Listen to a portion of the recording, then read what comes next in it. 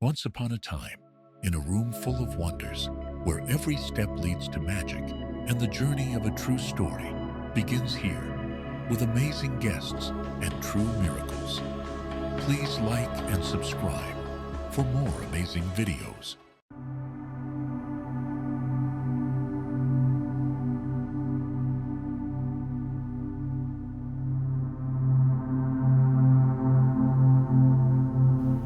Hello and welcome to my very special guest today, and I'm very excited to have you here.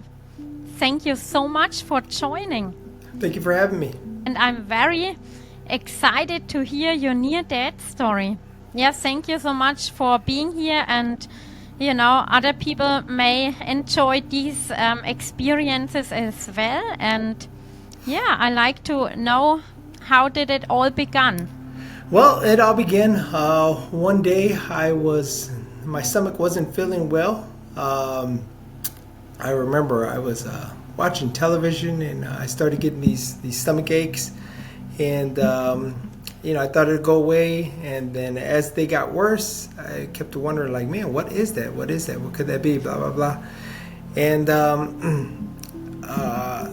next, I tried to do a couple of things to try to alleviate the pain. And nothing seemed to work, and it was like a different kind of stomach pain that I'd never felt before. And then at the time I was married, and I told my at the time wife that hey, listen, I'm going through this and so forth, this and that. As soon as you get here, we got to go to the hospital. Like, oh my God, what is it? Blah blah blah. And I was just like, yeah, it's some real bad stomach pains, and this isn't a normal type of stomach pain. Like, there's something going on. And so automatically I thought, when I had those pains, I was like, oh my God, you know what? I just had this conversation with somebody the day before, and we had asked each other, like, hey, what would you eat if you had passed away? Before you die, what would be your last meal that you would like? And then automatically I said, you know what? At the time I was like, hey, I'll take pizza and some wings. I said, pizza and wings, and I'm good to go. And sure enough, for the last 2 days before that, I had had pizza and wings. And I'm like, oh my God, I just had pizza and wings. Yesterday I had pizza and wings. I'm like, no, it can't be that bad. But this feels horrible, though. It did feel very, very, very bad. And so I went ahead. My wife came home at the time, and I was like, hey, let's go. Let's go to a hospital that's 40 minutes away as opposed to the one that's 10 minutes away. And she's like, why do you want to do that? And I says, no, I have this feeling I'm not coming back right away. She's like, what? I says, I don't know what it is, but we're going to go to the good hospital, 40 minutes away, because this isn't a take some meds in and out type of thing. She's like, all right, cool, let's go. So I went over there, I got in, and then they said, hey, you're having your appendix, there's a burst or so forth. And I was like, oh my God, no wonder what that pain was. So like, okay, we're going to do a surgery and so forth. And so they did surgery. We did that. I came out of the surgery. We went home. And about, I want to say it was 5 or 7 days later, I started getting these chills in my body. But it was very hot outside. It was like 102, 103 that, when that started to react off. I remember that day vividly. It was very hot outside. I had all the air conditioners on. Then I started to get hot, so I'm taking off the covers and so forth. And I'm like, man, why am I feeling like this? So forth. So then we called the hospital, and they're like, hey, did he finish the medications? Yeah, he's done now with both of them. Okay, I think he's having an infection. You're going to have to bring him back in. Like, an infection? Oh, my God. Like, all right. So we go back, and then they run their tests and so forth. And after doing these tests they said, okay, so from the surgery you have an infection, but you let it go too many days, so it's traveling upwards. And once it gets to your heart, the infection, then there's nothing we could do. And I was like, what do you mean there's nothing you could do? He says, yeah, there's nothing. It'll be too late. You're gonna you'll pass. I was like, I'll pass. Pass where? Like, you'll die. And I was like, what? Come on. I thought I was just coming here to get some medications, something to make me feel better, to make this pain go away. Like, no, it's worse than that. So what we have to do is we're gonna have to do a surgery, and we're gonna have to open you up and get all that out and so forth. So we could stop it, but we got to do this right away. It says during this time we're going to just keep on giving you these antibiotics and so forth. Maybe that'll help, but I highly doubt it's going to help. But we'll do that until we get you in for surgery right away. I said, okay, cool, no problem. I don't have a choice, and I'm not ready to leave. I don't want to leave. And so then we roll into the surgery, and if you've ever had a surgery, they say, okay, we're going to put you to sleep, count to 3, and before 3 you'll be out. And I remember counting 1, and boom, I was gone. And then after some time, I don't know how much time, but I came out of my body, and I was standing at the end by my feet, and I'm watching them do the procedure. And I just had my arms crossed, and I'm just looking. I was just observing. I had no judgment. No, don't do this, don't this. I was just observing. That was it. No judgment. And I heard the doctor. They were talking and so forth. And one of them, he cut me open from my stomach. And once he cut me open, all this blood and pus and stuff got all over his outfit and his plastic mask and so forth. So luckily he wore those. They knew what they were doing. And I remember him swearing and so forth. And he was swearing. And then I just was taking notice how everybody was moving around doing their thing, how they were talking. And then as time proceeded, I remember the what's that? There's that tool, that monitors your heart. It goes doot, doot, doot. And so I remember it flatlining. So it went doot, and then I'm like, I'm just looking. Again, I had nothing to say. And then they started scattering. They weren't panicking, but they started moving around real fast. Hey, get this, go get this, this, that. And while they were doing that, then boom, I left. I left the medical room, and I remember going into a place. Have you ever seen the movie Wizard of Oz? The old movie Wizard of Oz? Okay, well, anyways, in the Wizard of Oz, they always talk about the yellow brick road. So I remember standing on this road, this walkway of all golden bricks. And there was like trees on the left and right side, and it was over like a tunnel. Real beautiful trees. The whole place was beautiful. So I'm walking, then I'm running, then I'm flipping, and I'm going straight down the path that it goes to. And then I stop, and then I come up, and then there's all white light. And now that I know, that was to go to the other side. And I seen some people, but you can see the shadows of the white shadows of all white beings coming, their silhouettes coming close as I'm walking close towards them. And then I come, and then boom, I'm on the other side. And so I go to the other side, and I'm observing and looking how everything looks so beautiful and perfect, from the grass, from the trees, from the everything. I immediately then I start walking to benches, sitting down, start walking in different parts of the area that I was at.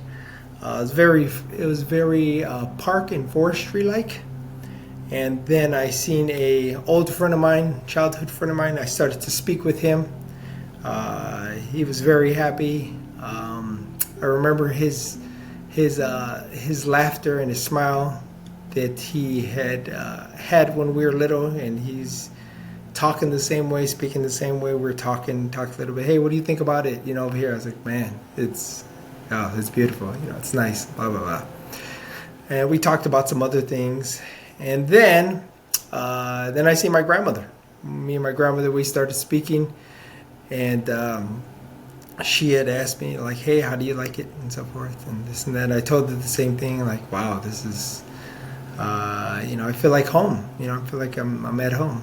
And she explained things to me, and I was like, oh, okay, yeah, that makes sense. That's why I feel like I'm at home, because we're at home. And so then I start exploring more, and exploring and talking and exploring and talking. And then at the end of my visit there, I remember speaking with my grandmother at the end, and she had asked me, she said, hey, do you want to stay? And it took me a long time to answer, because I didn't know what to say, because there was a big part of me that wanted to stay. But then I thought about it after a while, and then I responded to her, and I told her, you know what, I'm going to go. I'm going to go, only because I have some things that I want to do. So I'm going to go. I got these really big things I want to do. But I'll be back. And then she looked at me and she smiled at me. She says, of course you'll be back. We all come back. Everyone is going to come back. And I was like, oh, yeah, I forgot. I said, I didn't even think about that. I said, yeah. She said, yeah, we're all going to die. And so I went ahead and boom, I came back. So what gave me evidence of me coming back?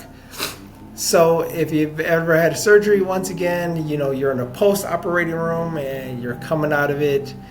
And, I'm starting to open my eyes and I'm looking around like, oh, wow. Oh, okay. Like trying to come out of the drugs that you're into. And then by my feet, near the end of the wall, I see the nurse standing up because she sees me moving. And she says, hey, Mr. Roman, are you okay? Are you okay? And I was like, yeah, like I'm real drowsy and trying to figure out like what happened, what was that? Like, oh my God, like wow, what a dream and this and that. And I was like, I don't think that was a dream though. Like, wow, that was like so real. Like I've never had a dream like that. It was so real. But I'm just still thinking or looking around like, oh my God, that surgery, that's, oh, I wonder what happened. Or, all these thoughts are going through my head. And so then she's like, she touched me and she's like, hey, are you okay? Are you okay? I says, yeah, I'm okay, And she's like, hey, I'm glad you're okay. And she says, we almost lost you. She says, but Doc and them, they brought you back. And I was like, my eyes popped up. I was like, what? I was like, what? Like, did she just say that? That they almost brought me back? Like, oh my God, that was real. I started to come out of the drugs that sedated me. Usually it takes a while. It's supposed to take you a while, like to come out of it and so forth, like fully. And boom, my heart monitor went up. My heart was racing fast. Everything, it just seemed like it was just going like haywire because I started to pop out everything. She's like, oh, relax. What, are you okay? Are you okay?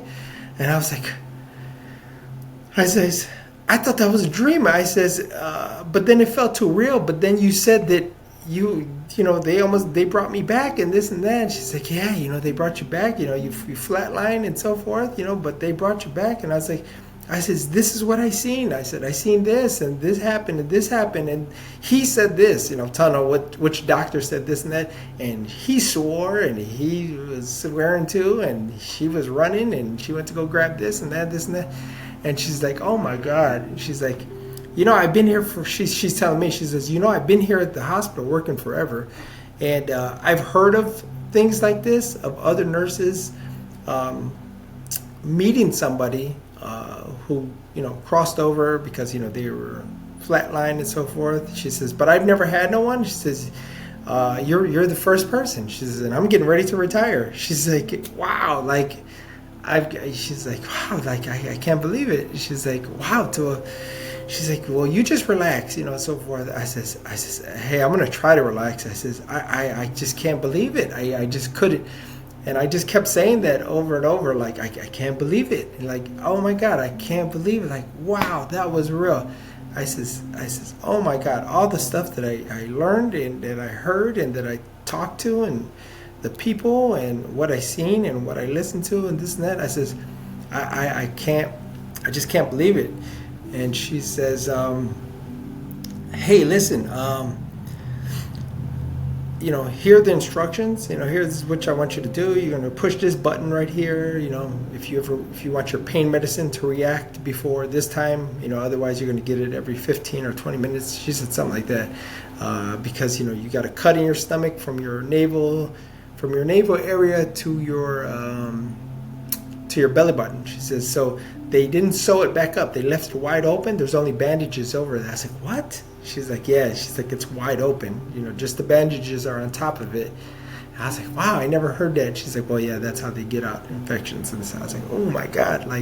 She said, but don't worry, you can't feel it, because the morphine is going to keep on running. And whenever you want to run it more, you got this much time, just push the button. I'm like, okay, all right, wow, that's a lot, but okay, cool. And she's like, hey, you think I could come up to your room? And I was like, yeah, sure. She's like, no, but I want to come as a visitor. I'm a nurse down here, but I'm not going to be your nurse when you get upstairs, as you may know. And I said, yeah, sure. She's like, I have a lot of questions that I have to ask you. She's like, I'm very religious and this and that, and I have questions, and you've said this and that and so forth and so forth. I want to know, what you seen, what you heard and this and that. She's like, I want to know. And I was like, sure, no problem. If that's what you want to do, of course. She says, I just got so many questions, and we don't have time right now, and I don't want to startle you, and we need to keep your heart rate down and this and that. She says, so I don't want to get into none of that right now. I said, sure, no problem. If you want to come, you can come. So she ends up coming up, and she asked me all these questions and so forth. And then I just answer her questions. It was very easy to answer the questions, even a lot of the stuff that I've never been asked. And yeah, she had questions about God. She had questions about the other side. She has questions about life and this and that. And it just all came out so naturally, and I was able to answer everything she had asked me. And yeah, that was that. That's amazing. And have you believed in the afterlife before you had the experience? Have heard. Yeah, I've heard of stories before, and I wasn't a disbeliever in that stuff. I never studied it, but it was kind of logical to me, from hearing other people's stories, And then you have, people, that I've heard of in the past that they, people don't believe that stuff, and that's okay. You don't have to believe it if you don't want to, But if a person's asking you your story and what happened, how did it go, then. You explained it and so forth, but yeah, it was a heck of a ride. Yeah. And when you die, let's say you be like 85 or 95, and you're about to go soon, how do you feel? Like, what are you like, excited or saying, oh yeah, I mean, already there's a life there going on. What do you think about it? When it happens, it happens. I mean, it's not something like I'll be anxious to go, anxious to stay. It's just like, hey, whatever's going to happen, it's going to happen, and so forth. Yeah, it just is what it is. Yeah, that's true. And did you had any spiritual experience after that? Like were you more, let's say you see people and you're like, I know this woman or this man goes through this, because you be more open, you can see through them. Is that like something? Yeah. Okay. So one of the things that I do, and I've experienced the first time when I was 5 years old, was when I was 5. I was able to. I remember coming from a park by my school. I was able to see a child and a mom that appears to be a mom. They were crying on a corner, and I was on the other corner. Now, keep in mind, I was 5 years old, so I'm watching them cry, and I was a little scared. I was like, oh my God, they're crying. Like, oh my God, I wish I could help them. Like, why are they crying? And so forth. And the kid looked just maybe the same age or a little bit younger than me. And I was like, oh man, poor kid. I wonder why he's crying by his mom for. And then something in me made me want to help them, and I was like, oh my God, I wish I could help them. Like, what could I do? And then some feeling came over me. Okay, I'm going to try to help them. And so then I put my head down, and I felt this white light come over me, and then it go straight to them and surround them. And then I opened my eyes, and like about a couple seconds after I opened my eyes, they stopped crying. The little kid let go of his mom's waist, and he's looking one way, the mom's looking another way, like they seem puzzled, but they stopped crying immediately. And I just looked like, did I do that? Like, wait a minute. Like, wait, what made me do that? Wait, how did I do that? Like, what made me close my eyes and so forth? And I was like, wow, maybe I did that. Like, maybe I didn't. I don't know. I said, but that just happened right after I opened my eyes, and I seen them stop crying, like, for no reason, and then they just looked puzzled, like, huh, what's going on? Like, you know, that. And then I walked home, and I'm like, oh my God, like, who am I going to tell? You know, nobody. I'm not going to tell nobody. Okay, am I a superhero? Can I fly? Like, you know, all these crazy things going through my head as a 5-year-old. Like, man, like, what else could I do? Like, yeah, that was cool. And so as time went on, I just thought, well, maybe that was it just was a coincidence. And then I went ahead, I remember my mom needed to go to the doctor. And then I said, hey, can I go with you to the doctor? She's like, what? You want to go with me to the doctor? Like, that's kind of strange. But okay, come on, let's go. And I would go to the doctor, and I would sit down, and I would look for somebody who looked like they were sick. Not only were there for an appointment, but someone who looked like they were sick, like they were like, holding their stomach, holding their arm, or, you know, something. And sure enough, I would find somebody, and then I would say to myself, let me see if I could fix them. Let me see if this thing works again. And then I would look at them. They weren't looking at me.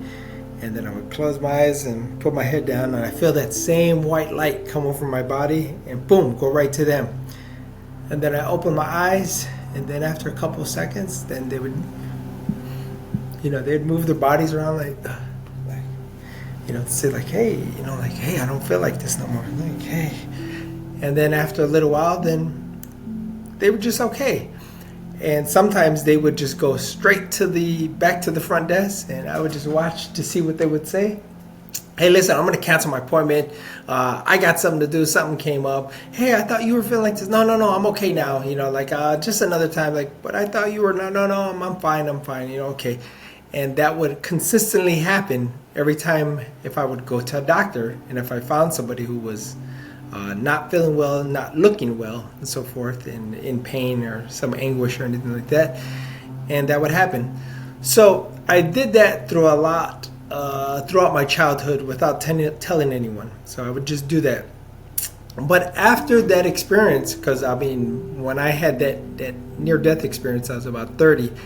After that near-death experience, then I felt it a little bit stronger.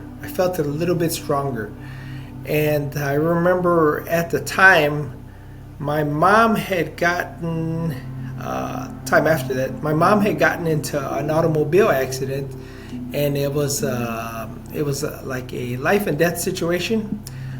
She had a brain injury from that and so forth.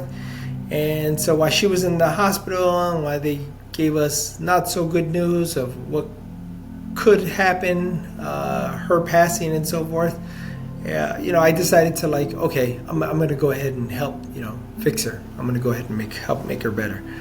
And so, of course, you know, I would go ahead and, you know, do the same thing while I was with her in the hospital. And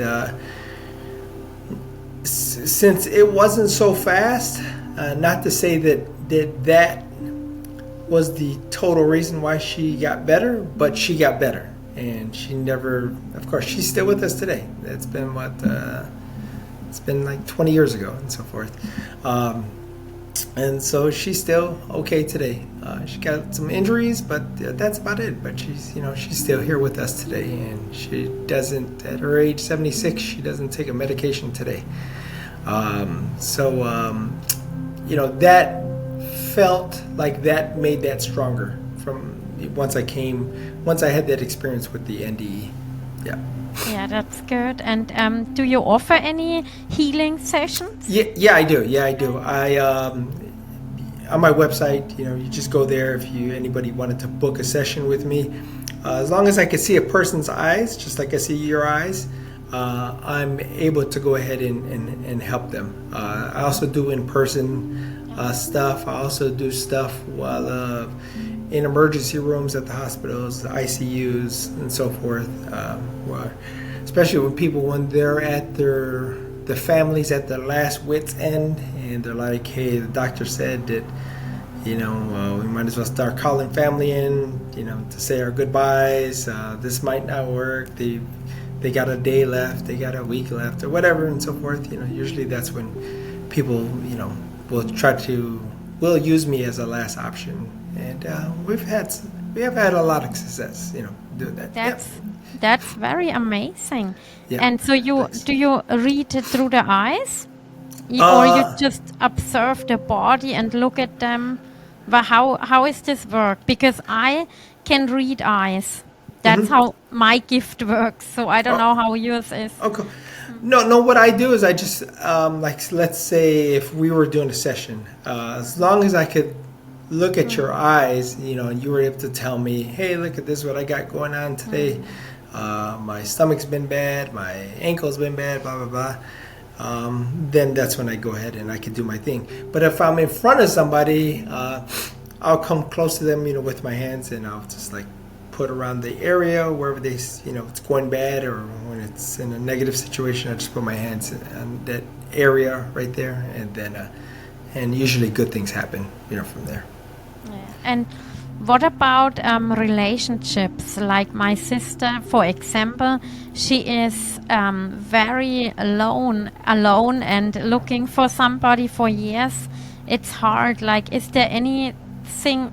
I mean, it's not really healing, but it's very suffering to be alone and raising her 2 kids alone. And is there anything that may be possible to be done or not, or just when somebody is sick? For me, it's just when somebody's sick or ill, or if their energy level is down. I don't know. Well, I don't know if you've seen the website, but it's Xavier Roman, the healer and the energist. And that situation, I would say the best thing to do is just give you some good energy. That's about it. But that's about it. Yeah. Yeah, but it's interesting. Yeah, and it's you have a special gift, and that's amazing that you do something about it. Yeah, definitely. So and of course I did do something about it. So 3 years ago, so I really didn't talk about it all these years, and then 3 years ago I decided to go ahead, hey, I'm going to put this online and social media and so forth.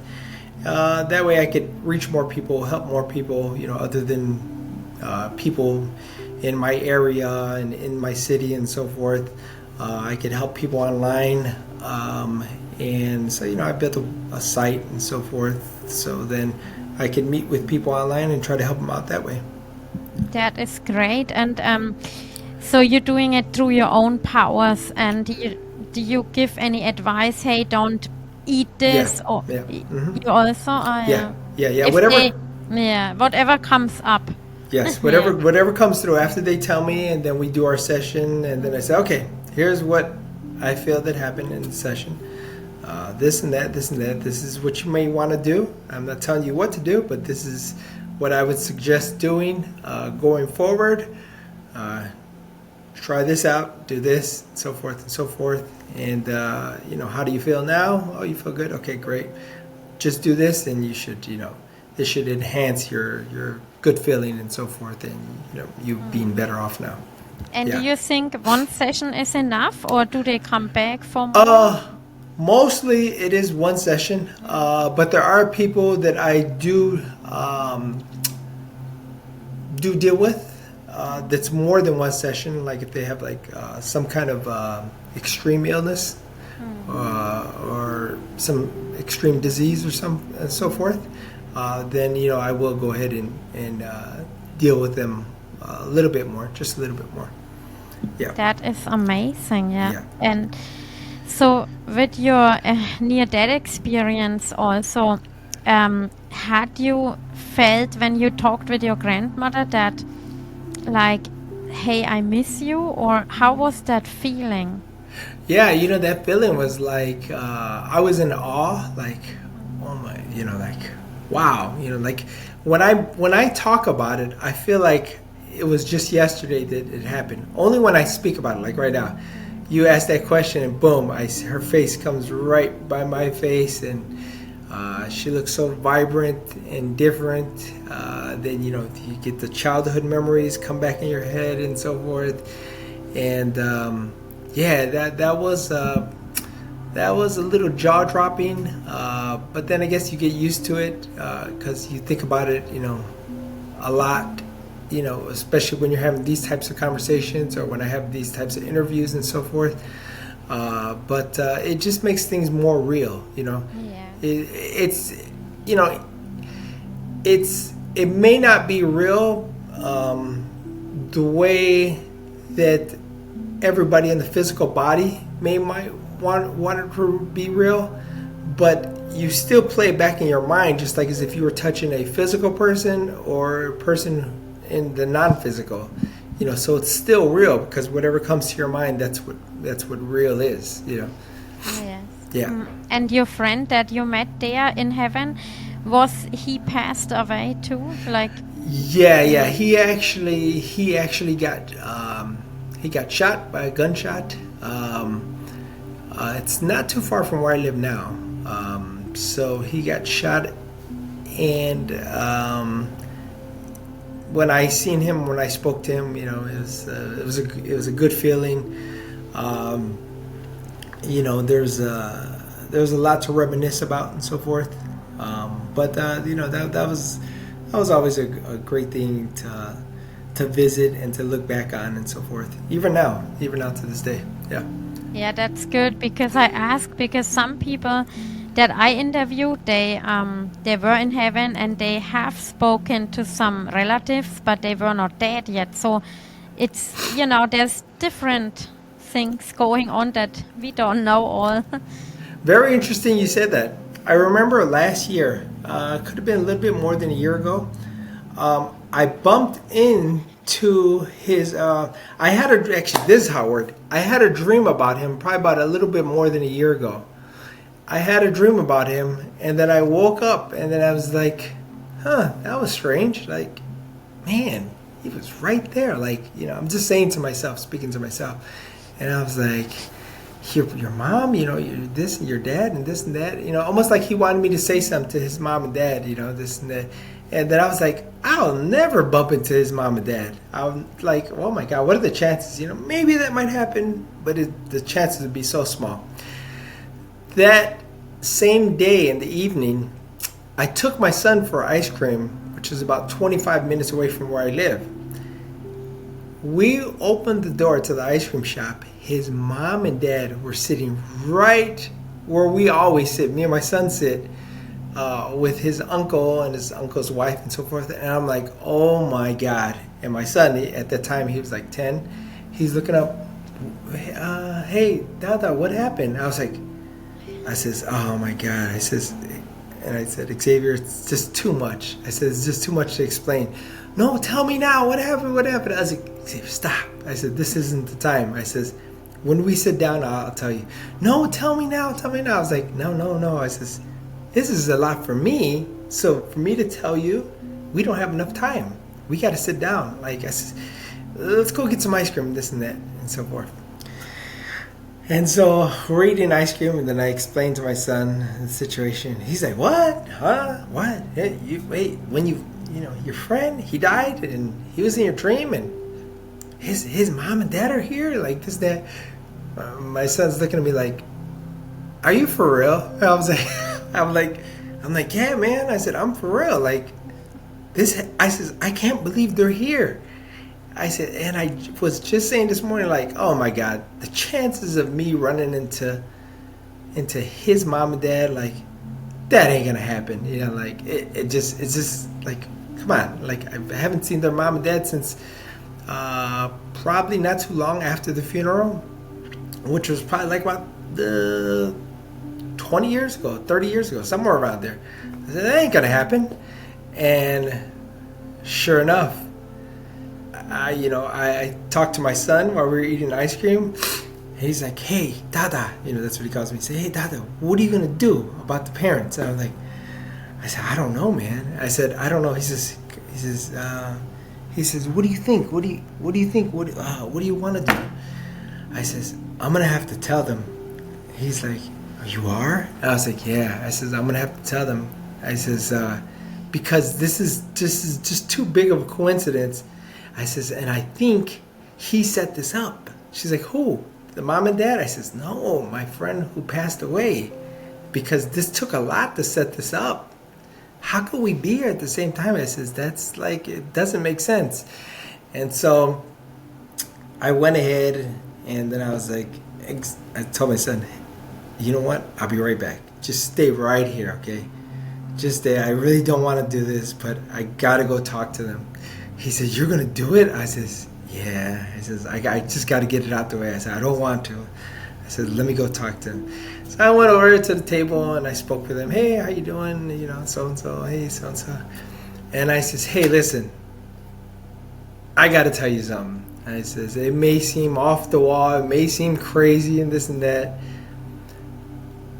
I had a dream.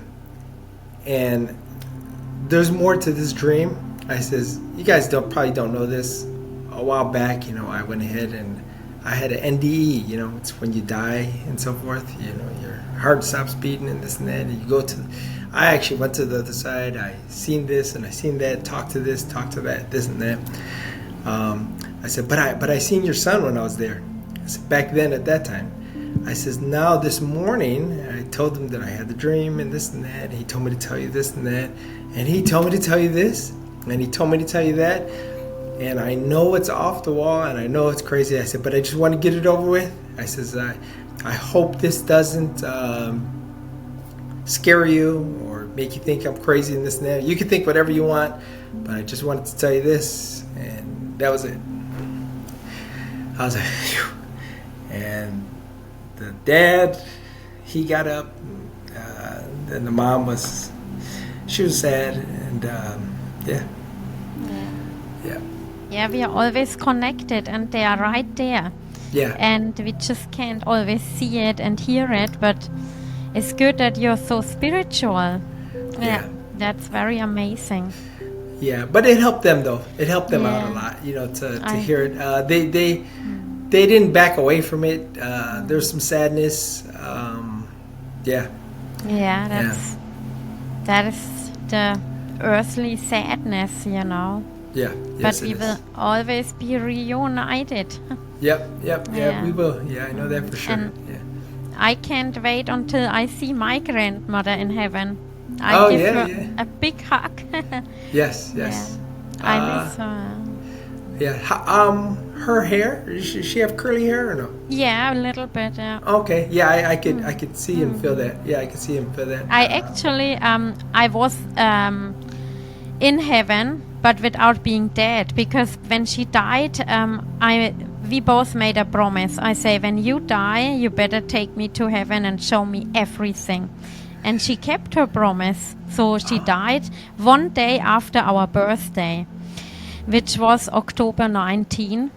And it was very heartbreaking. She held on to life because she didn't want to die on our birthday, October 18.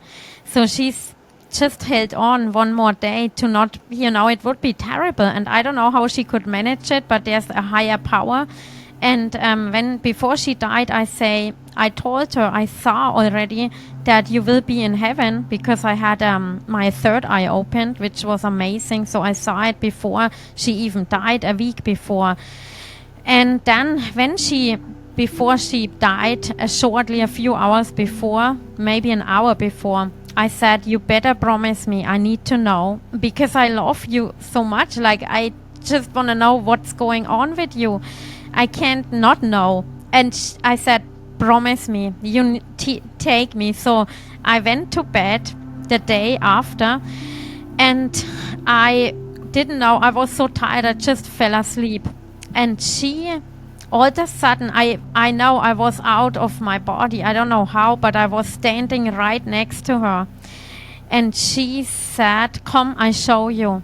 And she was in our old house, and she showed me, and it was so amazing because other people was living there now. And she's like, "I hide behind the door so that they don't see anything." But she was, anyways, you couldn't see her probably as a human eye. And then all of a sudden, you can be in 1 second everywhere. We were on the other house. And she said, "Look, I'm watching my husband, your grandfather, how he sleeps at night. I stand on the door."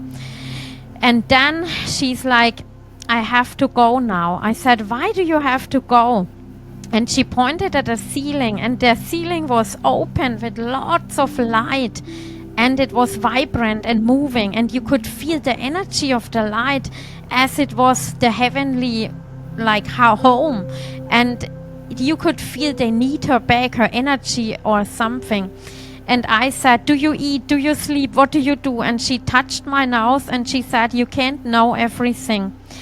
But I said, "How come that I talk to you? You are dead." She said, "I'm not dead. I'm very alive. But my body was very sick and my brain is still alive." I said, "This is so unbelievable. And I have to go," I told her, "because I gonna get a heart attack or something. I can." And as soon as I said that, I fell into my body out of bed and woke up at like 4:35. And I know it was real. This was unbelievable. And she showed me also my kids in 7 years after in advance. Like, she showed me that this was amazing. Like, I went a few times, and I think we are all, if we are spiritual and we have an eye and, our heart is open to receive. I mean, you can hear, and see, and yeah. Yeah. No, definitely. Very beautiful lady. I like I said, I've seen the curly hair and all that so forth. But she seems to be around you a whole lot, just like right now and so forth. Yeah, I could see that and feel that, like silhouette, like around you. But yeah, that's very beautiful. Yeah. Very beautiful. Yeah. And also your story, I mean, is amazing. I think people need proof, like you experienced in the hospital surgery. They want to have proof, hey, you died actually. Because if, like what I say, people may not believe me because it's like a dream, or, they think, how can that be? And I understand, because there's so many cons, artists and stuff that they want to get their story out. But I mean, I believe in the good in people, and, I'm doing this to also tell people that you don't need to be afraid of dying, because I thought, what is gonna happen? It's good to know we never die.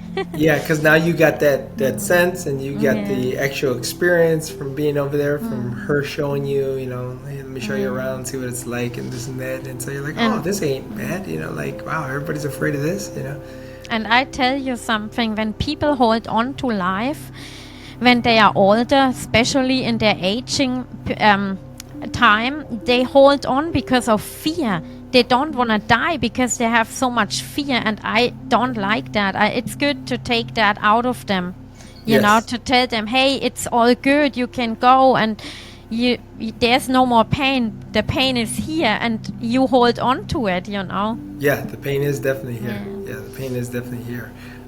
I just want to... I think I want to please Jesus. I want to do good.